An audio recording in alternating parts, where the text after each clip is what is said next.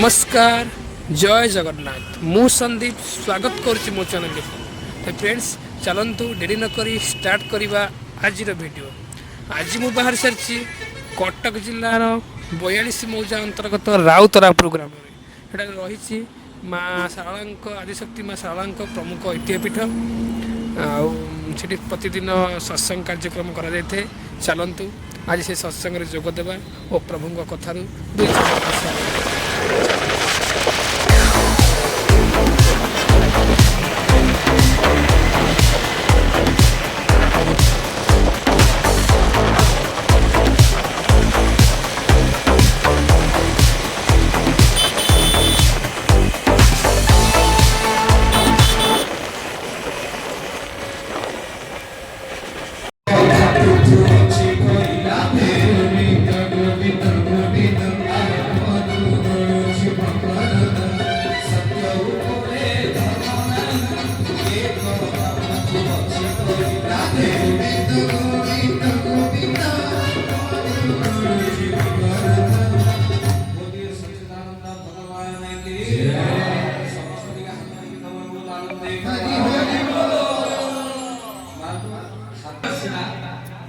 तृतीय जुगरे जने अष्टम ब्रह्मा पुत्र वर्ण मनुष्य पुत्र सूर्य पुत्र कश्यप आरंभ होने दत्त करे आज्ञा अपने मानकर मनुवंश हे श्री सज्जन आरंभ होईची जो वंश को अपने माने सूर्य वंश कहउचंती प्रथमे ब्रह्मांड ठाकुर सृष्टि ହେଲା ब्रह्मा पुत्र सूर्य मरीचि का पुत्र प्रसंदीप पुत्र भूतर पुत्र खंड पुत्र दंड पुत्र हरितर पुत्र हरिश्चंद्र पुत्र रोहिताश्व पुत्र असित पुत्र सगर पुत्र अंशुमान पुत्र असमंज पुत्र नौश पुत्र जजाति का पुत्र दिलीप पुत्र रघु पुत्र अज पुत्र दशरथ पुत्र बोलिए श्याम रामचंद्र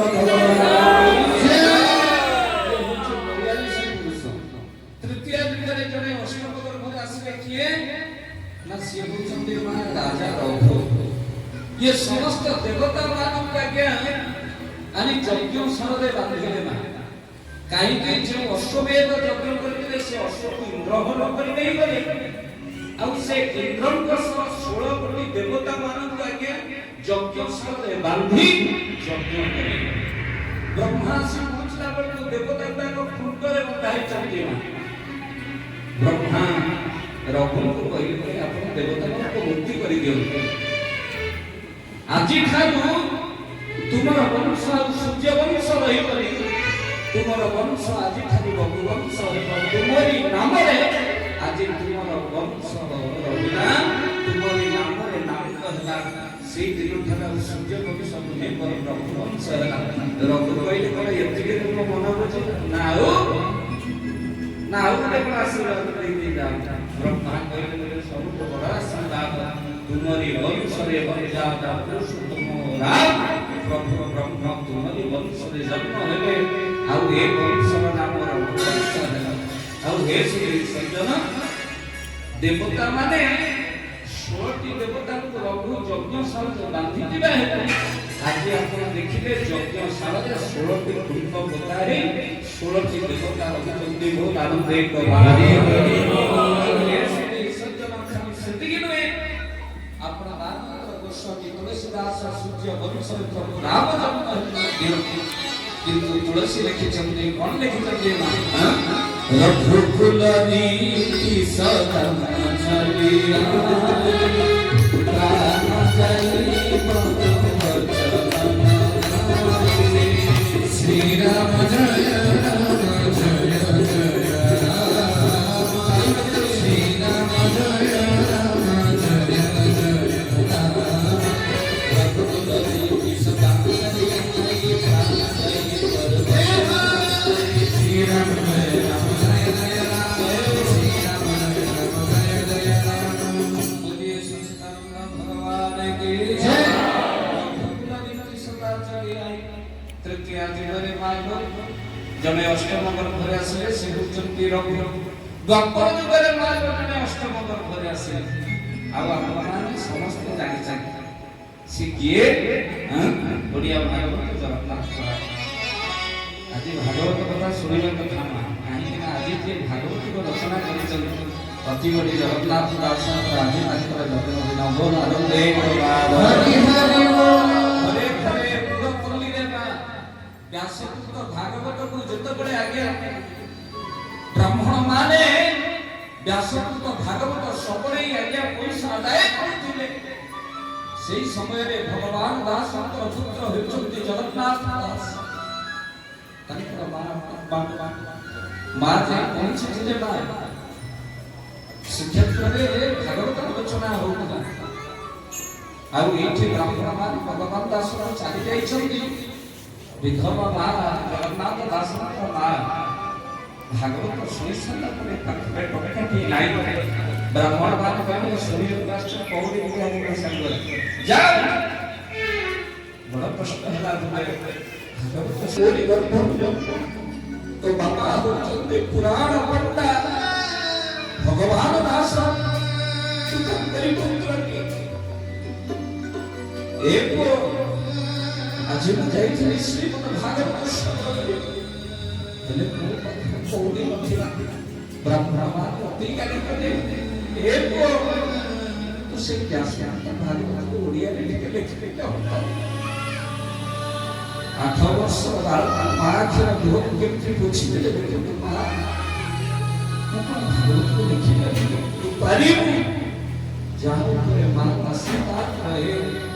ଯାହା ଉପରେ ବାପାଙ୍କ ଆଶୀର୍ବାଦ ରହେ ସେ ପୁଣି ଆଜ୍ଞା ହାରେ ନାହିଁ ଆଉ ହେ ସୂର୍ଯ୍ୟ ଆଜି ଆଶୀର୍ବାଦ ମା ହାତ ଧରିକରି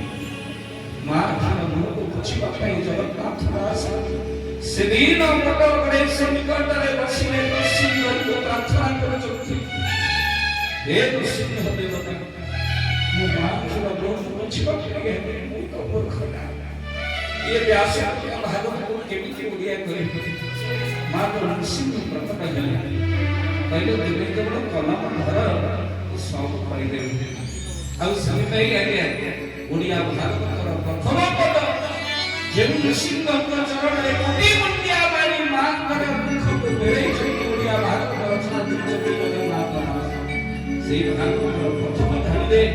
জগন্নাথ দাস লিখিଛନ୍ତି মা জ্যোতি ব্যাসଙ୍କ শ্লোকରେ লেখাইଛି সচিদানন্দ রূপায় বিশ্ব প্রত্যাগী হেতবে তাপত্রয় বিনাশায় শ্রীকৃষ্ণময় জ্যোতি ব্যাসଙ୍କ ভাগবତରେ মা ଶ୍ରୀକୃଷ୍ଣଙ୍କର ବର୍ଣ୍ଣନା କରାଯାଇଛି କିନ୍ତୁ ଜଗନ୍ନାଥ ଦାସ ଶ୍ରୀକୃଷ୍ଣ ବର୍ଣ୍ଣନା ପରିବର୍ତ୍ତେ ଓଡ଼ିଆ ଭାଗବତ ଯାହା ଓଡ଼ିଆରୁ ଲେଖିଛନ୍ତି ତାଙ୍କର ବର୍ଣ୍ଣନା କରିଛନ୍ତି ଆଉ ସେ କିଏ ମା ଗୋଟେ ସୂତ୍ର ନମୋ ନୃସିଂହ ଚରଣ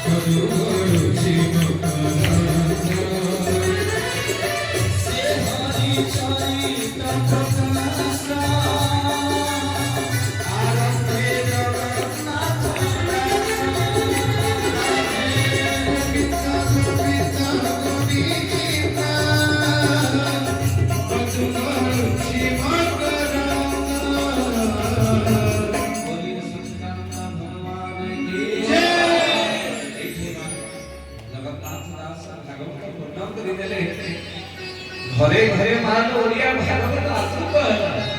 ब्राह्मण मान ईर्षादित हेले व्यासपुत्र भागवत आउ कई सुनिले नि एई समय रे वर्ष अब हे श्री सज्जन सब लगे रे राजा प्रताप नाथ देवते पात्र खबर गले अभी सब नारी माने कोन आसी रात रात पर्यंत सब आगे बसुचंदी जगन्नाथ दास चरित्र ऊपर सब देव जुगे जुगे माय पात्र मार कुचक्री अछन जुगे जुगे बंधु को अछन जगन्नाथ दास को छाड़ी जाने हमें ताके निंदाटा जुगे जुगे अछि गया आपण बात पर जगन्नाथ दास को छाड़ी लेनी कुचक्री माने राजा से देखिरा पर आके आपण माने जे वस्तु ठाकुर जे वस्तु से भागवत चले आगे राजा देखिले ये को सब नारी माने आगे वस्तु जगन्नाथ दास लेके बंदी साथ ले दे ठाकुर जगन्नाथ दास लोके हसते राजा कछारी करे नारी माने आकृष्ट करी तांको सहित संपर्क रखुछ जगन्नाथ दास हसी देखो राजा अरे मोर स्वयं जड़े नारी आप नारी मानिक सहित संपर्क रखिबे कि का साथ रखिबे मु तो स्वयं जड़े ना एठी राजा कहले कोन तुमे नारी मां को वस्त्र खोली देबे और एठी राजा देखु तते पक्ष जगन्नाथ दास कर नारी में से लौट ही पड़ी करे राधा रानी को स्वरूप देखिले राजा जगन्नाथ दास लौट ही पड़ी रहे क्षमा करिए राजा क्षमा करिए और ऐसे जीवन भीतर आगे मध्य श्री गुरु को आगे से भाव देखे जो दिन आश्रम आसी ठाकुर को से राधा भाव देखा गया अपन सहित राधा नाम मजिला महासत्संग भीतर आगे ठाकुर को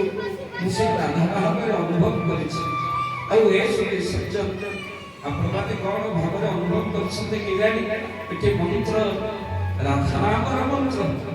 और आज राधा अष्टमी ଆଉ ଆଜି ଠାକୁରଙ୍କୁ ମଧ୍ୟ ରାଧା ଭାବରେ ଅନୁଭବ କରିଛି ଆଉ ଏସବୁ ସଜ୍ଜନ ରାଧା ଭାବଟା ଆଜ୍ଞା ମହାଭାବ ବୋଲି ଏଠି ସତ୍ସଙ୍ଗଟା ମହାସତ୍ସଙ୍ଗରେ କଲେ ଜୀବ ଆନନ୍ଦେ ବିଶ୍ୱରେ ଆଜ୍ଞା ସତ୍ସଙ୍ଗ ମହାସତ୍ସଙ୍ଗ କୋଟି ଉଚ୍ଚାରଣ କରାଯାଏ ନା କେବଳ ରାଧା ଭାବ ଯୋଉଠି ସେଠି ରାଧା ଭାବ ହେଉଛି ମହାଭାବ ସେ ଭାବ କିଏ ବୁଝିବ ଆଜ୍ଞା ସେଥିପାଇଁ ଆଜ୍ଞା ଏଠି ସତ୍ସଙ୍ଗ ନୁହେଁ ବର ମହାସତ୍ସଙ୍ଗ ପାନ୍ତି ଯାଇଛି ଆଉ ऐसे सज्जन से राधा भाव आसीले भक्ति भाव आसी आगे पत्थर के आगे सर झुकाओ तो वो देवता बन जाए पत्थर के आगे सर झुकाओ तो वो देवता बन जाए उसे इतना ना चाहो कि वो देवता बन जाए वो दारू एक बार हरि हरि बोलो सज्जन जब पत्थर आगे मंड नहीं दिला करे पत्थर भीतर ठाकुर बाहर चलते ठाकुर तो स्वयं के नवदेव नमस्कार ଆଉ ଏ ସଜ୍ଜନ କେବଳ ଭକ୍ତି ଭାବ ବଳେ ମୋତେ ତ ପାଇବ ନିଶ୍ଚୟ ଯାହାର ଭକ୍ତି ଭାବ ନାହିଁ ମୋତେ ପାଇବ ଅବା କାହିଁ ଯାହାର ଭକ୍ତି ନାହିଁ ଭାବ ନାହିଁ ବିଶ୍ୱାସ ନାହିଁ ଭଲ ପାଇବା ନାହିଁ ଆଜ୍ଞା ସେ ଠାକୁରଙ୍କୁ ଦେଖିବ ନବ ଶରୀରରେ ଆମେ ଆଜ୍ଞା କେବେ ନବ ଶରୀରରେ ଦେଖିଛୁ ସେ ଭାବ ଆଉ ଯେଉଁମାନଙ୍କ ଭିତରେ ଭାବ ଅଛି ସେମାନେ ମଧ୍ୟ ଶ୍ରୀଗୁରୁଙ୍କର ସେ ଦର୍ଶନ କରିଛନ୍ତି ବୋଲ ଆରମ୍ଭ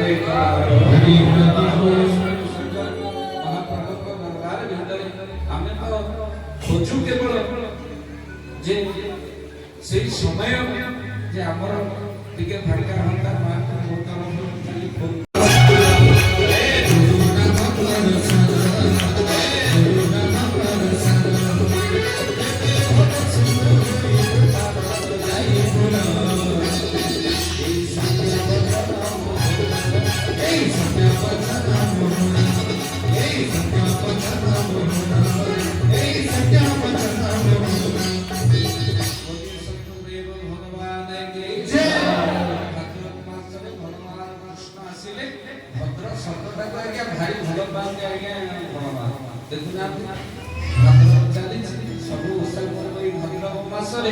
महाप्रभु कृष्ण भद्र मास जगन्नाथ भद्र सुभद्रा ये भद्र शब्द सब भद्र संग रहिले तुम्हें जगन्नाथ हो पारि अभद्र संग रहिले तुम्हें निर्मित देव आनंद भद्र संग यातायात ଆଉ ଭଗବନ୍ତ ମହାପ୍ରଭୁ ଶିକ୍ଷା ସଂସାର କରିଛନ୍ତି ତେଣୁ ଇଏ ଅଷ୍ଟମ ବର୍ଗରେ ଆସିବେ। 8 ସଂଖ୍ୟାଟା କେତେ ଗୁରୁତ୍ୱ ଦେଖନ୍ତି ଅଷ୍ଟମୀ ତିଥି ଠାକୁର ମଧ୍ୟ ଅଷ୍ଟମୀରେ ଗୁରୁଦେବ ଜନ୍ମ ହୋଇଛନ୍ତି ନାହିଁ। ଆଉ ପ୍ରଭୁଙ୍କ ଦରବାର ଭିତରେ ଆପଣମାନେ କହି ରଖିବା ପାଇଁ ଚାହୁଁ ଆଜ୍ଞା ପଡ଼ି ଜଗନ୍ନାଥ ଆଜ୍ଞା ପ୍ରଭୁଙ୍କର 8 ବର୍ଗରେ ମଧ୍ୟ ଆଉ ଜଣେ ଆସିଛନ୍ତି। ଆଉ କିଏ ସିଏ ଆପଣମାନଙ୍କର ଦେହ ରକ୍ତାକ୍ତ ହେଇଯାଇଛି ଯୁଦ୍ଧରେ ଆଜ୍ଞା ଘା ଗୁଡ଼ାକ ଶୁଣୁ ନାହିଁ ରାତି ଯାକ କଷ୍ଟ କରୁଛନ୍ତି ମାଆକୁ ପଚାରିଲେ ମା ମୁଁ କ'ଣ ଆଉ ବଞ୍ଚିବି? ମା କହିଲେ ବଞ୍ଚିବୁ ଯଦି ତୁ ପାଟିରେ ଜଗନ୍ନାଥଙ୍କ ନାମ ଥିବ ତୁ ବଞ୍ଚିବୁ ଯେ ପୁଅ ଟିକେ ମନ ପ୍ରାଣ ଦେଇ ଜଗନ୍ନାଥଙ୍କୁ ଡାକେ।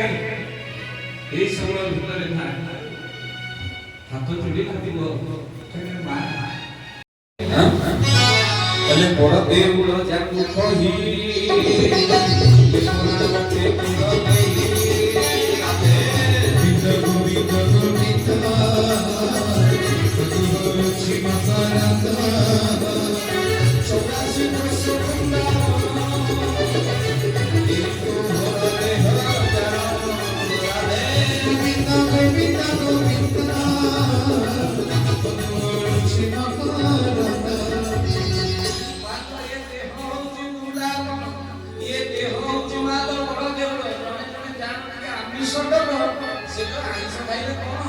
শরীর পুরা আমিষ কিন্তু জানো তো শরীর আমিষ পুরী আমিষ তেমন মা বড় করব লাগু পুরা অটে করে ଆଉ ଠାକୁର ଏଠି କୋଉଠି ରହିଲେ ଆପଣମାନେ ମୋତେ ପ୍ରଶ୍ନ ପଚାରି ପାରନ୍ତି ଯଦି ଆଜ୍ଞା ଦେହ ଦେହ ଯଦି ବୃନ୍ଦାବନ ଏଠି ବୃନ୍ଦାବନ କୋଉଠି ଠାକୁର ରାଧାକୃଷ୍ଣ କୋଉଠି ଆଜ୍ଞା ଲୀଳା କରିଛନ୍ତି ସ୍ପଷ୍ଟ ଲେଖା ହେଇଛି କ'ଣ କହିଲେ କହିଲେ ନାସା ସମୀରୁ ନାଭିସ୍ଥାନ ପ୍ରଭୁଙ୍କ ନାମ ସବୁକ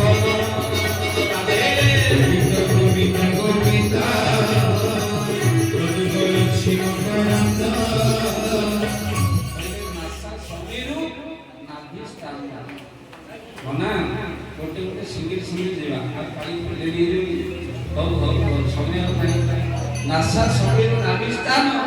प्रभुଙ୍କ ଦାସ ଭୁବନ ପ୍ରଭୁଙ୍କ ଦାସ ଭୁବନ ଏହି ନାସା ସମେରୁ ନାଭିସ୍ଥାନ ଅନେକ ବାବା ମାଙ୍କର ବସନ୍ତି ମା ସମସ୍ତେ କହନ୍ତି ମଣିଷ କୋଉ ଦିନ ମରିବ କେହି କହିପାରିବେନି ଏ କଥା ଭୁଲ ଯୋଉମାନେ ସାଧନାରତ ଯୋଗୀ ସେମାନେ କହିଲେ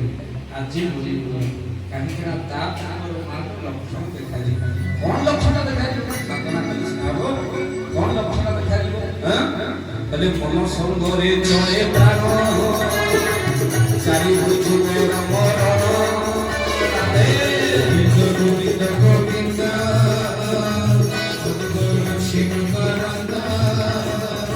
କହିଲେ ମନ ସଙ୍ଗରେ ଜଣେ ପ୍ରାଣ ଗୋଟିଏ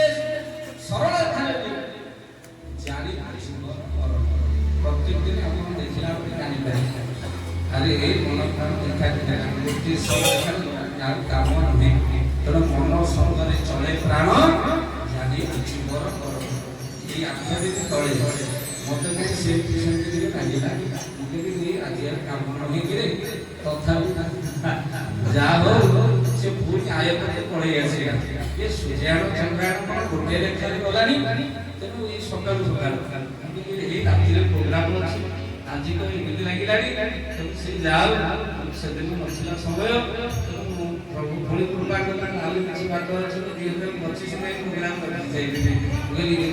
କେମିତି ହବ ତେଣୁ ଆଜି ତ ଏମିତି ଲାଗିଲାଣି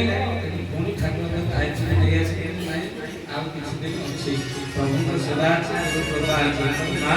ମନ ସଙ୍ଗରେ ଚଳେ ପ୍ରାଣ ଜାଣି ଜୀବନ ପରମ ସାଧକ ମାନେ ସେଥିପାଇଁ ବହୁତ ପାଖରେ ଆଗରୁ ପହଞ୍ଚିକି ସେ ସାଧନା ଆପଣ ଶିଖିଲେ ଆଗରୁ ଆପଣ ବାଟ କରିବେ ଏମିତି ଦୁଇ ଭଳିଆ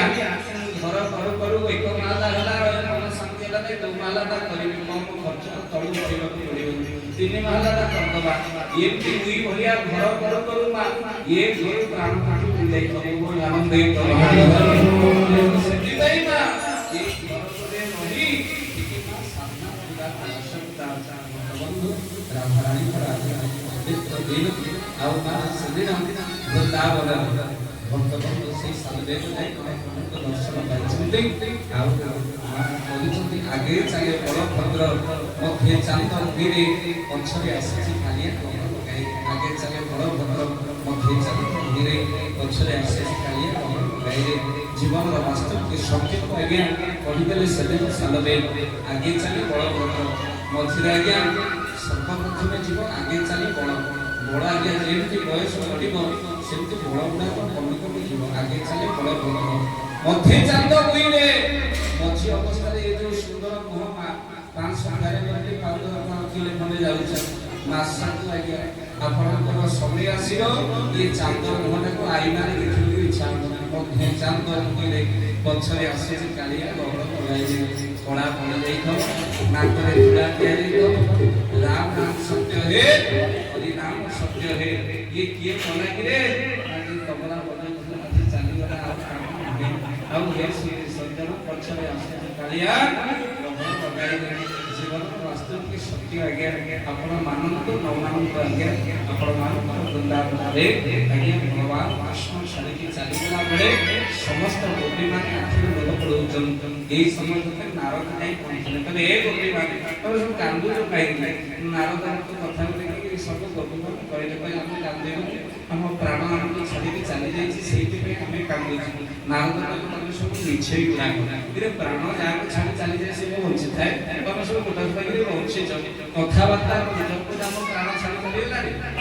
ଜଣେ ଜଣେ ଆଜ୍ଞା ଦେଖି କଷ୍ଟ ହବ ମୋ ପ୍ରାଣ ଛାଡ଼ିଗଲା ରେ ପ୍ରାଣ ଅଛି ଛାଡ଼ି ଗଲେ। ବୃନ୍ଦାବନ ଯିବା ସମୟରେ ଥରେ ଟ୍ରେନରେ ଯାଉଥିଲା ମଧ୍ୟପ୍ରଦେଶ ଭିତରେ ଆମ ଓଡ଼ିଆ ଲୋକ କିଛି ଥାନ୍ତି। ଜଣେ ଚିଲେଇ ଲାଗିଲା ଭାଇ ଯୋଉ ଖରା ହଉଛି ପ୍ରାଣ ଛାଡ଼ିଗଲାଣି ତାପରେ ପାଣି ଟିକେ ଅଛି ଦିଅ। ଗୋଟିଏ ଭାଇ କଣ କଲା ବୋତଲରେ ପାଣି ଛିପିଏ ଖଣ୍ଡେ ଆଣି ତାକୁ ଦେଲା ଭାଇ ପିଇଲେ। ସେ କହିଲେ ମୂର୍ଖଟା କହିଲେ ଶୋଷ ହଉଛି ଛିପିଏ ପାଣି କଣ ଦଉଛୁ? ତାକୁ କହିଲେ ପ୍ରାଣ ଛାଡ଼ିଗଲାଣି ପ୍ରାଣ ଛାଡ଼ିଲା ବେଳେ ଏତିକି ପିଅନ୍ତି ତାକୁ ବୋତଲରେ ପାଣି ପିଅନ୍ତି ପ୍ରାଣ ଛାଡ଼ିଗଲା। ତେଣୁ କହିଲେ ତାକୁ ପ୍ରାଣ ଛାଡ଼ିଗଲା ପରେ ଏତିକି ମା ତ ଆପଣମାନଙ୍କର ଗୋଟିଏ ଘରେ ପ୍ରାଣ ଯାଏ କହନ୍ତି ଆମେ ସବୁ ପଟିକିଆ ପକଉଛେ। ଆଉ ପୁଅ ଆସି କଣ କରିବ? ବାପାଙ୍କୁ ଟିକେ ମହାପ୍ରସାଦ ନିର୍ମାଲ୍ୟ ଡାଳ ଟିକେ ଦେଇଦେବେ। ଥୋଡ଼ା ଗୋଟିଏ ପଟିକିଆ ପଡ଼ିଛି ତା ଦେହରେ ଯଦି ପାଣି ଭାଙ୍ଗି କରିବ ନିର୍ମାଲ୍ୟ ସେ ଆଉ ଉଡ଼ା ବୁଝିବ? ସେ ପାଣି ଘର ପବନ ଘର ତ ଭଲ ଭଲ ପାଣି ଦେଇ ଉଡ଼ା ଘରତିନି ହବ। ତେବେ ଯାଉ ବାପା ପୁଅକୁ ଅପେକ୍ଷା କରିଥିଲା ପାଣି ଯେମିତି ପାଇଲା ମଲା ଦିନେ ପାଣି ପାଇ ମଲା କି ପାଣି ପାଇ ମାରିଲୁ ଗୋଟିଏ ଘରେ ପବନ ଯାଉଥିଲା। ଆପଣ ମେଡିକାଲ ସାଇନ୍ସ ଗୋଟିଏ ଘରେ ଯାଉଛନ୍ତି ସିଧା ହେଇଗଲା କାମ ଶୁଣିଲା। ତେଣୁ ସେ ଗୋଟିଏ ଘରେ ଯାଉଛି ପାଣି ଦେଇଦେଇ ବୁଢ଼ୀ ପକେଇକି ପଟିକିଆ ପକଉଛି ସେଇ ସମୟରେ ସେ ପାଣି ଦେଇ ତାକୁ ବନ୍ଦ କଲା। ସେ ଆଉ ନିଶ୍ୱାସ କେମିତି ଦେଖିଲ ଇଏ ବୋହୁ କହିବ ଦେଖିଲ ବୋଉ ମୋ ହାତରେ ଗଲେ ନ ଯାଇଥିଲେ କିନ୍ତୁ ତାକୁ ମାରି ଦେଇଥାନ୍ତା। ତେଣୁ ବୁଢ଼ୀକୁ ବୁଢ଼ୀ ମାରିଲୁ। ତେଣୁ ମା ଆଗରୁ ଦେଇଦିଅ ଯୋଉମାନେ ମା ବସିଛ ଆଗରୁ ଟିକେ ନିର୍ମାଲ୍ୟ ଜଳ ପୁଅ ବୋହୁ କହି ପାଇଦିଅ କାହିଁକି ନା ସେତେବେଳକୁ ମିଳିବ କି ନାହିଁ ସନ୍ଦେହ ବହୁତ ଆନନ୍ଦ କାହିଁକି କଥା କହୁଛି ଗୋପୀମାନ ସେଇ କଥା ଆମ ପ୍ରାଣକୁ ଛାଡ଼ି ନାରଦ କହିଲେ ସବୁ ସବୁ ମିଛେଇ ପ୍ରାଣ ଛାଡ଼ିଗଲେ କିଏ ବଞ୍ଚନ୍ତି? ଗୋପୀମାନଙ୍କ ଆଖିରେ ଲୁହର ସ୍ରାବ। ଗୋପୀମାନ କହିଲେ ନାରଦ ଶୁଣିବୁ ଆମେ କେମିତି ବଞ୍ଚିଛୁ କେମିତି ବଞ୍ଚିଛୁ? ଗୋପୀମାନ କହିଲେ ଅମୃତ ପିଲେ କେହି କରନ୍ତିନି ନାରଦ ପ୍ରାଣ ଛାଡ଼ିଗଲେ। फाइनाली भिडियोटी ये एंड कर आशा करुँच आज भिडियोटी आपण मानक बहुत भल लगे। जदि भल लगे एंड में सपोर्ट कर चलते। रोची लव यू ऑल। जय जगन्नाथ।